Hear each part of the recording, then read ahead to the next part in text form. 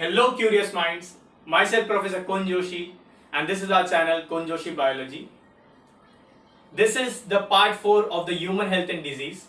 For the earlier 3 parts, check the link given below. Let's go with this chapter.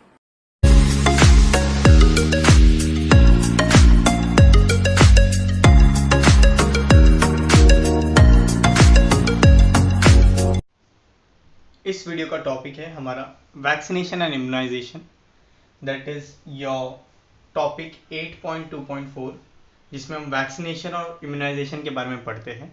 ये पूरा vaccination या immunisation का concept depend करता है मेमोरी सेल्स के ऊपर या मेमोरी ऑफ इम्यून सिस्टम के ऊपर। एग्जैक्टली वैक्सीनेशन कैसे काम करता है ये हमने लोअर स्टैंडर्ड्स में भी पढ़ा है, हमारे स्कूल में पढ़ा है हमने कि एंटीजेंस देते हैं, डेड या वीक पैथोजेंस को बॉडी में इंजेक्ट किया जाता है और इन डेड या वीक पैथोजेंस के अगेंस्ट हमारा बॉडी एंटीबॉडी प्रोड्यूस करता है। ठीक है, antibody is what is produce by our own body.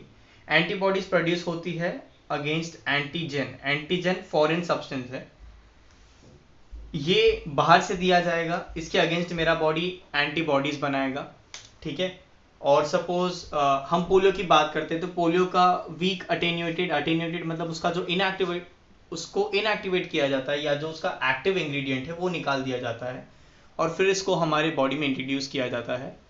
Okay, तो जो उसका एक्टिव पार्ट है वो मेरे बॉडी में नहीं रहेगा, इनएक्टिव पार्ट होगा, तो मेरा बॉडी उसके अगेंस्ट जो है एंटीबॉडीज बना लेगा।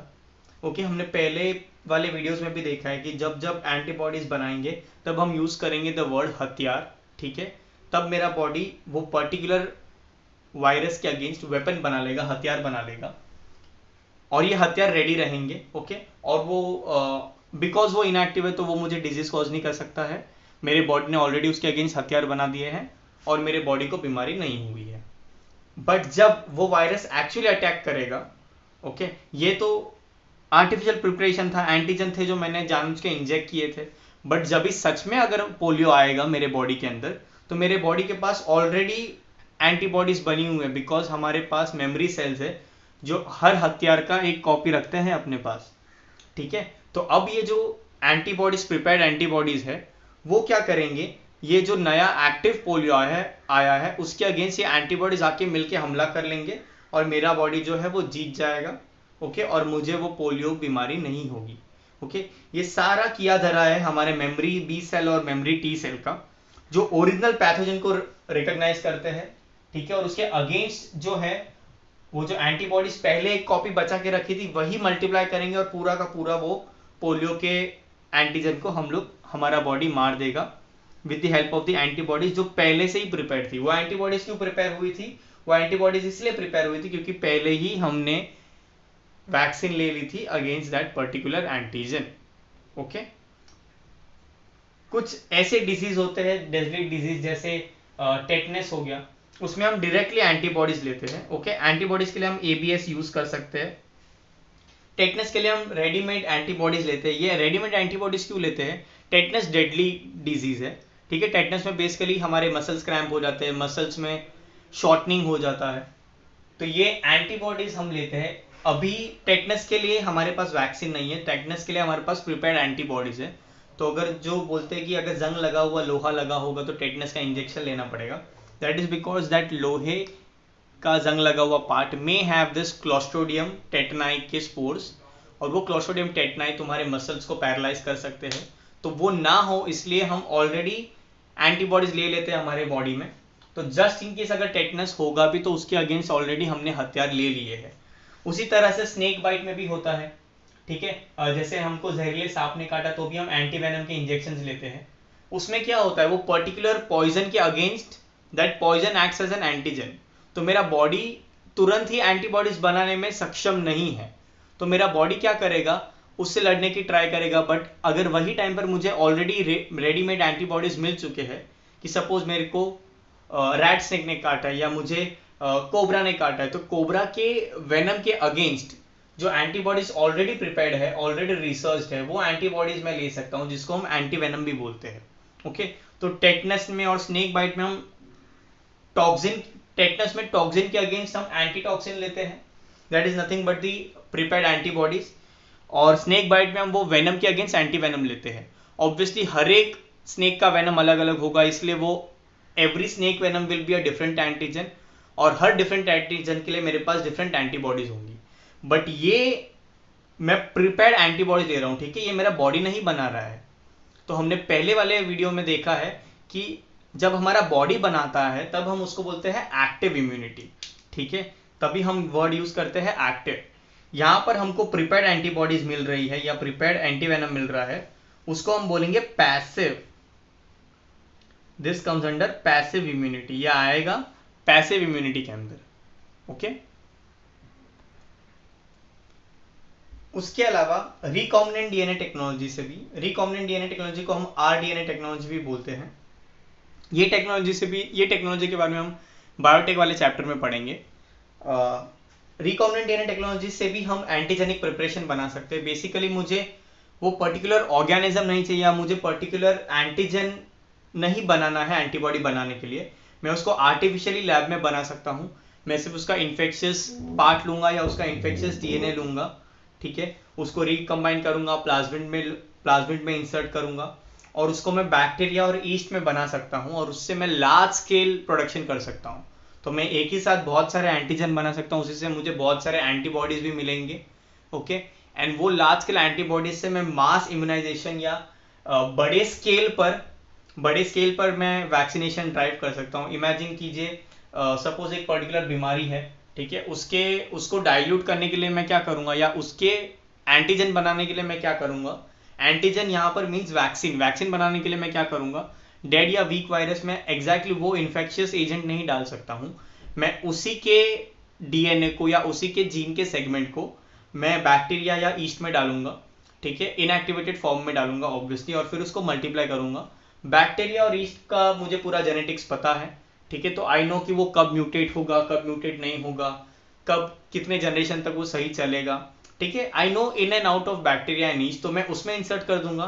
तो जैसे जैसे बैक्टीरिया मल्टीप्लाई होगा वैसे वैसे मेरा ये जो एंटीजेनिक प्रिपरेशन है या जो मेरा वैक्सीन है वो भी बढ़ता जाएगा। इससे मैं मास स्केल पे वैक्सीन बना सकता हूँ और इससे मास इम्यूनाइजेशन कर सकते हैं, ठीक है। काफी अच्छा एग्जाम्पल है हेपेटाइटिस बी वैक्सीन का। हेपेटाइटिस बी वैक्सीन को हम ईस्ट से बनाते हैं, ठीक है, सैक्रोमाइसिस सर्वेसिया से हम हेपेटाइटिस बी का वैक्सीन बनाते हैं। नेक्स्ट टॉपिक है एलर्जीज। एलर्जीज आप सभी ने सुनी होगी, कहीं ना कहीं आपने सुना होगा कि किसी XYZ पर्सन को पोलेंस का एलर्जी है, डस्ट का एलर्जी है। एलर्जी एग्जैक्टली होता क्या है? एलर्जी इज नथिंग बट ये एक बॉडी का रिस्पॉन्स है। हमारा ही बॉडी कुछ ऐसी नॉर्मल चीजों पे ओवर रिस्पॉन्ड कर देता है या एक्स्ट्रा रिस्पॉन्स करता है, जिसको हम बोलते हैं exaggerated response. Allergy is nothing but an exaggerated response of the immune system to certain harmless antigen, certain harmless foreign substances जो हमारे बॉडी में day in and day out enter करते हैं। जैसे आपका हो गया पोलन ग्रेन्स, जैसे हो गया डस्ट पार्टिकल्स, जैसे सॉ डस्ट हो गया, सैंड हो गया, ऐसे बहुत सारे चीजें हैं जो हमारे बॉडी के लिए कंप्लीटली हार्मलेस है। बट हमारा बॉडी इन हार्मलेस चीजों के अगेंस्ट भी बहुत एक्स्ट्रा रिस्पॉन्स जनरेट करता है, उसको हम बोलते हैं एलर्जीज, ठीक है। और जिन कारणों की वजह से, जिन चीजों की वजह से एलर्जीज होते हैं उनको हम बोलते हैं allergens. They are called as allergens. Allergens common allergens में आता है पोलन डस्ट आता है, ठीक है, पोलन ग्रेन आता है, डस्ट आता है, माइट्स आता है, ऐसे नॉर्मल चीजें हैं जो आती है। अच्छा, एलर्जेंस की वजह से कौन सा एंटीबॉडी रिस्पॉन्स क्रिएट होता है? हमारा बॉडी IgE टाइप का एंटीबॉडी रिलीज करता है। इम्यूनोग्लोबुलिन ई, हमने 4 टाइप के इम्यूनोग्लोबुलिन पढ़े हैं, दैट इज AGMME, ओके। उसमें से जो ई वाला है immunoglobulin E, immunoglobulin E release होता है ड्यूरिंग एलर्जिक रिस्पॉन्स। हमने इसके पहले पढ़ा है कि कोलेस्ट्रॉल में भी एक इम्यूनोग्लोबुलिन आता है, दैट इज IgA। तो मदर्स फर्स्ट में IgA आता है, IgE रिलीज होता है एलर्जीज के टाइम पे, ठीक है। तो ये कुछ चीजें हैं जो आपको बहुत अच्छे से याद रखनी है। कॉमन रिएक्शन क्या होता है बॉडी में? स्नीजिंग होता है, ठीक है, रनिंग नोज होता है, नाक से पानी बहने लगता है, वाटरी आईज, आंखों से पानी बहने लगता है। उसके अलावा डिफिकल्टी इन ब्रीदिंग हो सकती है, ओके, स्नीजिंग हो सकता है, कफिंग हो सकता है, वीजिंग हो सकता है। ये कॉमन सिम्टम्स है जो एलर्जी के होते हैं। अच्छा, टेस्ट कैसे करते हैं कि कोई भी पेशेंट को या कोई भी पर्सन को एलर्जी है या नहीं? वो पर्सन के बॉडी के ऊपर या पर्सन के अंदर हम एलर्जेंस इंजेक्ट करते हैं या एलर्जेंस को प्लांट किया जाता है। जैसे कॉमन एलर्जेंस जो भी है, किसी को पोलन ग्रेन से होता है, किसी को डस्ट पार्टिकल से होता है, तो अलग अलग कॉन्सेंट्रेशन के डस्ट पार्टिकल्स या अलग अलग टाइप के पोलन ग्रेन्स को उसके बॉडी पे, पेशेंट के बॉडी पे सब्जेक्ट किया जाता है, स्मॉल डोज दिया जाता है और फिर उसका रिएक्शन स्टडी किया जाता है। एंड अकॉर्डिंगली पता चलता है कि किसी पर्सन को क्या चीजों से एलर्जी है और फिर उसका लिस्ट निकाला जाता है। जैसे बहुत लोगों को कुछ खाने की चीजों से भी एलर्जी होती है, कुछ लोगों को शेलफिश खाने से एलर्जी होती है, कुछ लोगों को पीनट से एलर्जी होती है, कुछ लोगों को अलग अलग चीजों से एलर्जी हो सकती है, कुछ लोगों को पनीर से एलर्जी होती है। ऐसे बहुत सारे एलर्जीज के बारे में आपने सुना होगा। तो allergy is nothing but the response of our body, okay, it shows extra response और exaggerated response towards harmless substances that is called as allergies. Allergies को कर्ब करने के लिए, एलर्जीज को रोकने के लिए या उसका इफेक्ट रिड्यूस करने के लिए हम एंटीहिस्टामाइन ड्रग्स ले सकते हैं। ओके, हिस्टामाइन रिलीज होता है जब भी बॉडी में कोई भी इन्फ्लेमेशन होता है या बेसिकली जब भी कोई इन्फ्लेमेशन, इचिंग, ये सारी चीजें होगी तो हिस्टामाइन रिलीज होता है। तो हम एंटी हिस्टामाइन ड्रग्स ले सकते हैं। एड्रेनालिन और नॉर एड्रेनालिन, ये दो हॉर्मोन्स है जो सीक्रेट होते हैं बाय एड्रिनल ग्लैंड, ठीक है।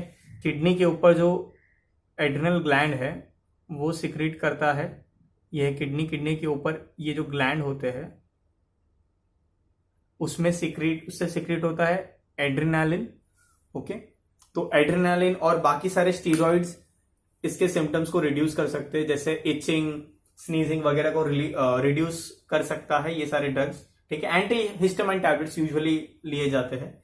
और ये जो मॉडर्न लाइफस्टाइल है, ठीक है, कि नेचर से कनेक्टेड नहीं है, आप क्लोज एनवायरमेंट में रहते हैं, तो उससे आपका इम्यूनिटी लोअर हो सकता है and you are more sensitive या you are more susceptible to having allergies, okay. तो यूजुअली ये एलर्जीज ना उनको होती है जो लोग early in the life protected environment में रहते हैं, ठीक है। उन लोग ज्यादा डस्ट पार्टिकल, ज्यादा पोलन या ज्यादा बाहर की चीजों से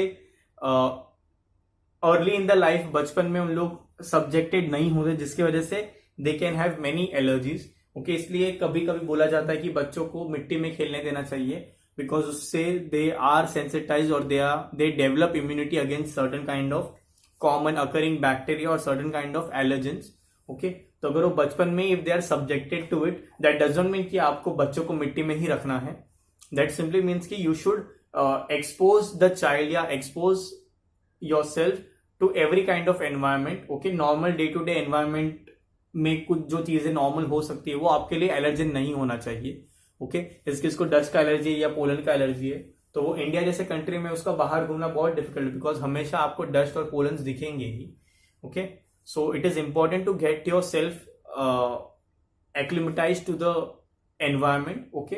और एलर्जीज से आप अर्ली इन द लाइफ बच सकते हैं if you are subjected to certain kind of environment. Next topic है ऑटो इम्यूनिटी। ऑटो इम्यूनिटी के बारे में हमें बहुत कम इंफॉर्मेशन दिया गया है, ओके। और हमको इतना डिटेल में जाना भी नहीं है because it is very complex mechanism. इसलिए आपको आपके एनसीईआरटी बुक में भी ना उन्होंने जेनेटिक या अननोन रीजंस दिया है, ठीक है। ये सारे रीजन एग्जैक्टली अननोन नहीं है, मगर एट दिस एज आपको वो सारे नहीं पढ़ने हैं। ये बेसिकली सरफेस मॉलिक्यूल्स होते हैं जिसको हम MHCs बोलते हैं, ठीक है, मल्टी हिस्टोकम्पैटिबिलिटी कॉम्प्लेक्सेस। इनके इंटरेक्शंस की वजह से ये सारी चीजें होती है। वो आप हायर स्टैंडर्ड्स में पढ़ने वाले हो, so don't worry about MHCs, वो आपको कभी नहीं आएगा, ओके। ऑटो इम्यूनिटी होता है मेमोरी बेस्ड इम्यूनिटी की वजह से। ऑटो इम्यूनिटी का मतलब क्या होता है? ऑटो मतलब सेल्फ, ऑटो मतलब सेल्फ, इम्यूनिटी मतलब इम्यून सिस्टम। हमारा बॉडी खुद के ही अगेंस्ट इम्यून रिस्पॉन्स डेवलप करता है, उसको हम ऑटो इम्यूनिटी बोलेंगे। हायर वर्टिब्रेट्स के पास एक प्रॉपर्टी होता है जिसकी वजह से they can differentiate between the self cells and the non self cells. वो खुद के सेल्स कौन से और वो दूसरे सेल्स जो बाहर से आए हैं या जो सो कॉल्ड फॉरेन या एंटीजेनिक सेल्स हैं, उनको वो डिस्टिंग्विश कर सकते हैं, ठीक है। ये दो चीजें होती है इनके पास। एक तो ये डिस्टिंग्विश कर सकते हैं कि वो फॉरेन ऑर्गेनिज्म है या फॉरेन मॉलिक्यूल्स है, ओके। फॉरेन मॉलिक्यूल्स मतलब डस्ट हो गया, पोलन हो गया, ये सारे मॉलिक्यूल्स हो गए। ऑर्गेनिज्म मतलब बैक्टीरिया हो गया, वायरसेस हो गए, फंगाई हो गए, प्रोटोजोआ हो गए, ये हो गए फॉरेन ऑर्गेनिजम्स। तो दोनों के अगेंस्ट वो अलग अलग तरीके से एक्ट करेंगे। सिमिलरली अगर देखा जाए तो अगर मेरा बॉडी कोई भी फॉरेन सब्सटेंस लेता नहीं है तो मैं जो भी फूड खाता हूं, फूड तो सारा का सारा फॉरेन है, तो मेरा बॉडी क्या फूड के अगेंस्ट भी एंटीबॉडी रिस्पॉन्स क्रिएट करेगा? नहीं, राइट? तो वो सारी चीजें मेरा बॉडी कब कौन से चीज को पहचाना है कि ये सेल है या ये मॉलिक्यूल है, इस पे अटैक करना है, इस पे अटैक नहीं करना है, वो सारी चीजें हमारी बॉडी के पास होती है। बट कभी कभार क्या होता है, ड्यू टू जेनेटिक और अननोन रीजन, ठीक है, ये अननोन रीजन ना एग्जैक्टली अननोन नहीं है, कभी कभार क्या होता है हमारा बॉडी, ठीक है, उसके पास रिसेप्टर सेल्स होते हैं। ओके, ये रिसेप्टर सेल्स या तो प्रेजेंट होंगे या तो नहीं होंगे, या तो कुछ दूसरे टाइप के रिसेप्टर सेल्स होंगे, जिसकी वजह से हमारे बॉडी के जो मास सेल्स है, मैक्रोफेजेस है, ठीक है, ल्यूकोसाइट्स है, किलर सेल्स है, ये क्या करते हैं हमारे खुद के बॉडी के सेल्स के ऊपर ही हमला कर देते हैं and they harm our own body. तो वो खुद के ही बॉडी के सेल्स को अटैक करते हैं, तो हमें उससे कुछ प्रॉब्लम्स होती है, उसको हम बोलते हैं auto immune disorder. Rheumatoid arthritis, जिसमें मल्टीपल जॉइंट्स में पेन होता है, ठीक है, स्वेलिंग होता है, इचिंग होता है जॉइंट्स में, that is nothing but the immune cells, वो जो फ्लूइड होता है वो फ्लूइड प्रोड्यूसिंग सेल्स को किल कर देते हैं, उनके अगेंस्ट इम्यून रिस्पॉन्स क्रिएट करते हैं और वो सेल्स खत्म हो जाते हैं और फिर वो जॉइंट्स में पेन वगैरह स्टार्ट होता है, तो that is auto immune response. ठीक है, हमारा बॉडी ना ये चीज ऑटो इम्यून डिसऑर्डर्स और कैंसर में क्या होता है, हमारे बॉडी का ही सेल जो है वो बढ़ने लगता है, ग्रो करने लगता है, तो हमारा बॉडी उसको मारता नहीं है क्योंकि वो खुद का है, वो सेल्फ सेल है। ठीक है, तो वो भी एक प्रॉब्लम है कि बॉडी का कुछ सेल जो नॉर्मल ट्रैक फॉलो नहीं करता, ट्यूमर बन जाता, तो हमारा बॉडी के सेल्स बाकी सारे सेल्स चाहकर भी उसे नहीं मार सकते क्योंकि वो खुद का सेल है, that is a self cell. और यहां पर ऑटो इम्यूनिटी में एग्जैक्टली उसका उल्टा होता है, जो बॉडी के सेल्स है जो काम के है उसके अगेंस्ट ही हमारा बॉडी का इम्यून सिस्टम एक्ट करता है, that is auto immune disorder. तो ये दोनों चीजें हमारे बॉडी में अवेलेबल है। इसके बारे में डिटेल में आप आगे आने वाले स्टैंडर्ड्स में पढ़ोगे। टिल 12th आपको ऑटो इम्यूनिटी के बारे में इससे ज्यादा नहीं है। हाँ, इसके अलावा आपको आने वाले चैप्टर्स में एक आध दो एग्जांपल्स मिल जाएंगे, उसके अलावा ऑटो इम्यूनिटी के बारे में कुछ नहीं है।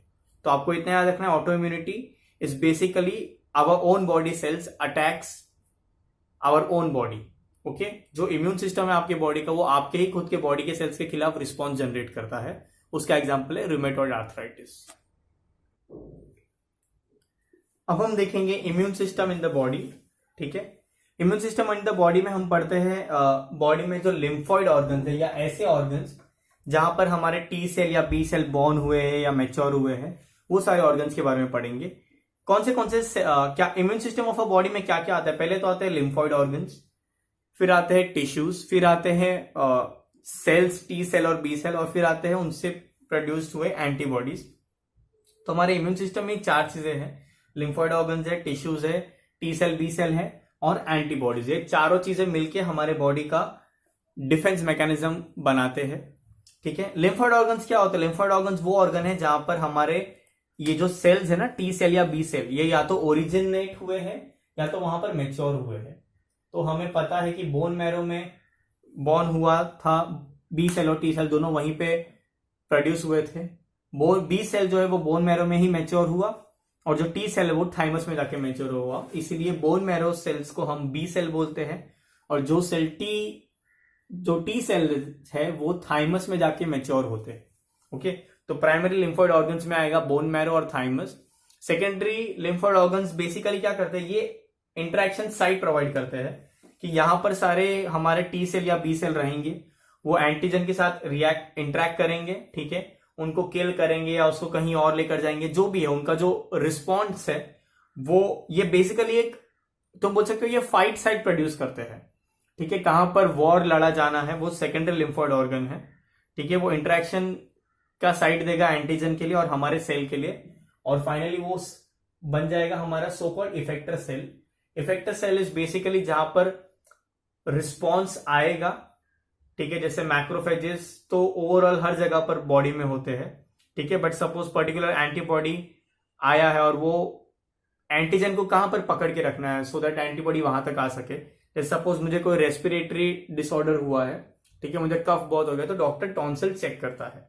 ठीक है, टॉन्सिल में ना बहुत सारे हमारे टी सेल और बी सेल रहते हैं सो दैट यहाँ पे जो भी इंफेक्शन है वो यहीं पे रहे और हमारा बॉडी ये जो यहाँ पर साइट है टॉन्सिल पे उसके अगेंस्ट वहां पर एंटीबॉडीज बना सके और फिर वो मल्टीप्लाई हो सके, सो दैट वो बॉडी में जहां जहां पर है उसके अगेंस्ट हम लोग फाइट कर सकते हैं। तो secondary lymphoid organ interaction site provide करेगा।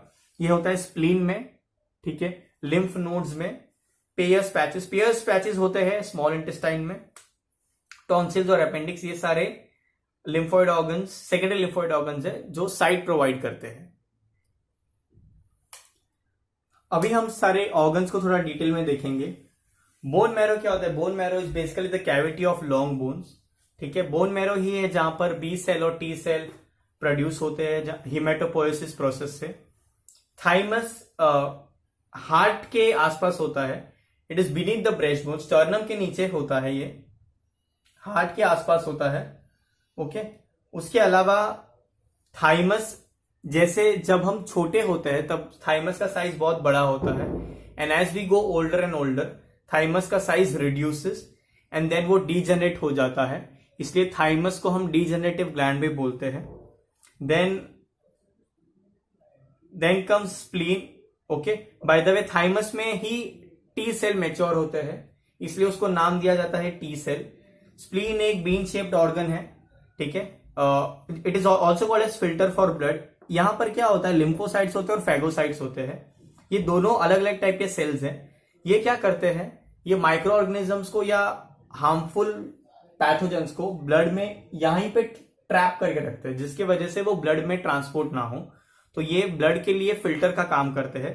लिम्फ नोड्स बॉडी में अलग अलग जगहों पर होते हैं, ये भी ट्रैप करते हैं माइक्रो ऑर्गेनिजम्स को, और यही ट्रैप्ड माइक्रो ऑर्गेनिज्म बाद में एंटीबॉडीज बनाने के काम आते हैं। बेसिकली कुछ माइक्रो ऑर्गेनिज्म लिम्फ नोड्स में ट्रैप हो जाएंगे, वहां पर बी सेल आएंगे, उसके स्ट्रक्चर को रिकॉग्नाइज करेंगे, उसके अगेंस्ट हथियार या एंटीबॉडीज बना देंगे और उसको स्टोर करके रखेंगे कि जस्ट इन केस वो फ्यूचर में कभी आएगा तो हमारे पास ऑलरेडी उसके अगेंस्ट सारे एंटीबॉडीज रेडी होंगे, ओके। उसके अलावा बहुत सारे जो ये लिम्फोइड टिश्यूज है, ये हमारे lining of respiratory tract, lining of digestive track, lining of urogenital track पे होता है म्यूकोजा के फॉर्म में, उसको हम माल्ट बोलते हैं या म्यूकोजा एसोसिएटेड लिम्फोइड टिश्यू, ठीक है। म्यूकोजा एसोसिएटेड लिम्फोइड टिश्यू काफी इंपॉर्टेंट है, ये about 50% of the lymphoid tissues constitute होता है माल्ट में ही। मतलब ये सारे reproductive tract, respiratory tract, digestive tract, okay, और यूरोजेनिटल ट्रैक्ट, ये ट्रैक्ट्स में ही maximum around 50% of lymphoid tissues होते हैं। इनका भी काम वही है, माइक्रो ऑर्गेनिजम्स को ट्रैप करो, ब्लड में जाने से रोको, और वहीं पर ट्रैपिंग में ही दे will act as a ground, so that वहां पर हमारे बॉडी के इम्यून सेल्स आ सके और उसके अगेंस्ट इम्यून रिस्पॉन्स क्रिएट कर सके। I hope this is clear. So इस वीडियो का क्वेश्चन है, वैक्सीन प्रोड्यूस फ्रॉम ईस्ट, आपको नाम देना है ऐसे वैक्सीन का जो ईस्ट से प्रोड्यूस हुआ है, and you have to name auto immune disorder. Auto immune disorder का आपको एक एग्जांपल देना है। ये दोनों क्वेश्चंस का आंसर आपको मेरे वीडियो में मिल जाएगा, आप वीडियो को ध्यान से देखिए और इन क्वेश्चंस का आंसर दे दीजिए। You can write down your answers in the comment section below, हम वहीं पे इसको डिस्कस करेंगे। आई होप आपको ये समझ में आया होगा। Thank you.